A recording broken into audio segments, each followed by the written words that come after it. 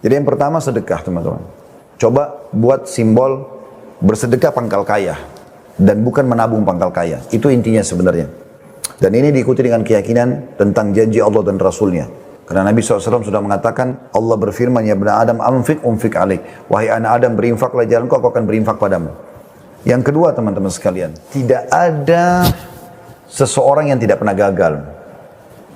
Jadi jadikan gagal itu adalah pengalaman untuk maju.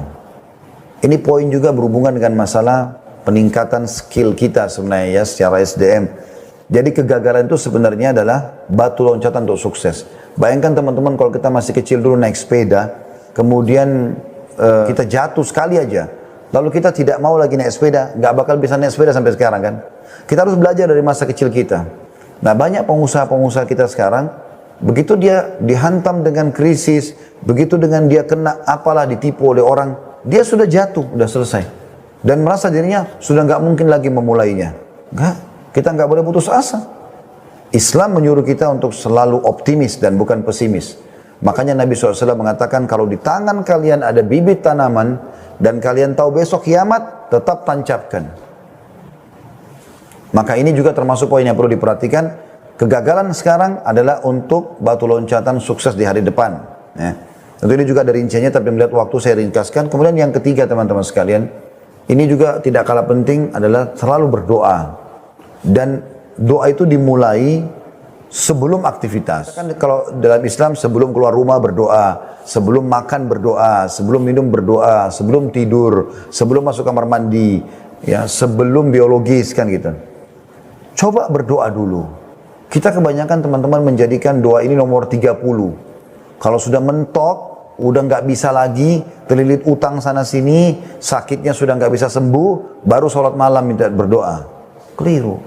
Coba sebelum buka usaha, sebelum menjalin partner bisnis, ya, bisnis sama seseorang, kita memanggil orang untuk menjadikan partner bisnis kita, maka kita berdoa dulu, istikharah dulu. Sholat 2 rakaat, minta petunjuk kepada Allah SWT, itu penting.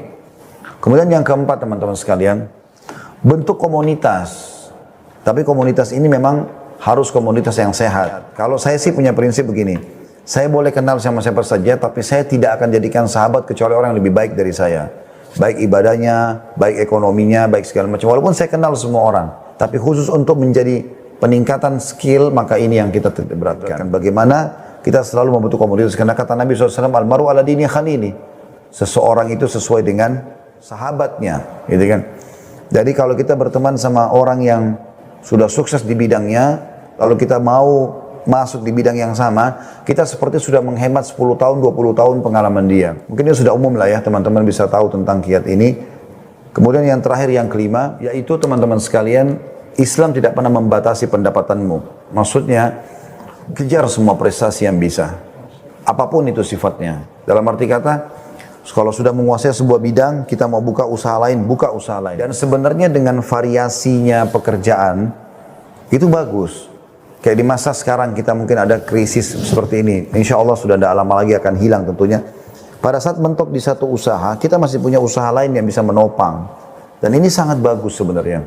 Potensi itu tinggal digali. Bagaimana supaya kita bisa punya variasi dalam bisnis, kita kalau bicara bisnis ya. Sehingga setiap kali kalau kita punya peluang usaha yang belum kita tahu tentang usaha apa itu, coba kita dalami, tekuni. Mungkin ada peluang di situ. Dan kita harus tangkap sinyal-sinyal Allah SWT. Kalau kita berdoa, ya Allah lapangkan rezeki saya, maka Allah tidak akan lemparkan duit dari langit, tapi Allah akan kirim kepada kita orang-orang yang punya potensi di bidangnya, lalu menawarkan kepada kita. Maka jangan buang peluang itu. Saya kasih contoh sebagai penutup. Kalau misalnya teman-teman bilang, ya Allah berikan rezeki kepada saya. Kemudian besok, misalnya Allah ijabah doanya. Besok tiba-tiba ada tetangga datang lalu membawa mobilnya. Ini mobil saya mau jual. Bapak mau beli nggak? Kalau orang berpikiran pendek, ya saya nggak ada duit, bagaimana mau beli mobil? Nggak bisa Pak, selesai. Itu banyak terjadi. Padahal sebenarnya bukan begitu. Kita harus tangkap sinyal. Kenapa orang ini tawarkan ke kita? Kenapa bukan ke orang lain? Sebentar ya, saya telepon dulu ke teman-teman, mungkin ada yang mau beli, mungkin gini dan begitu. Mungkin setelah itu kita dapat dibagi keuntungannya, gitu kan? Atau kita dapat fee yang dikasih. Tadi ada sebenarnya sinyal di situ. Kebanyakan orang tidak menangkap poin itu. Allahu a'lam.